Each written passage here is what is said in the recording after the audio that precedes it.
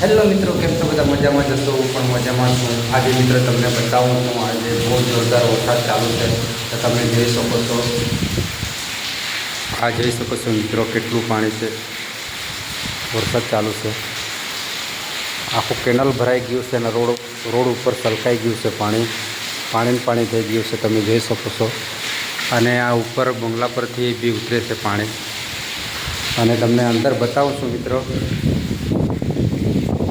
આ તમે જોઈ શકો છો મિત્રો, આ ઉપરથી આવે છે દાદર પરથી. તમે જોઈ શકો છો, આખું રૂમ ભરાઈ ગયું છે.